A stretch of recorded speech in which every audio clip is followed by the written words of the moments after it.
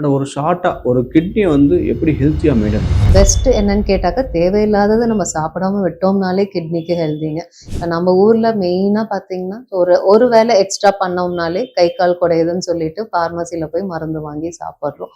அதை 100% அவாய்ட் பண்ணோங்க. மருந்து சாப்பிட்றது, வலி மாத்திரை சாப்பிட்றது நம்மளுக்கு நிரந்தர தீர்வு கிடையவே கிடையாது. அப்படி இருக்கிறப்ப எதுக்கு அதை நம்ம எடுக்கணும்? அது கிட்னிக்கும் பாரம், கல்லீரலுக்கும் பாரங்க.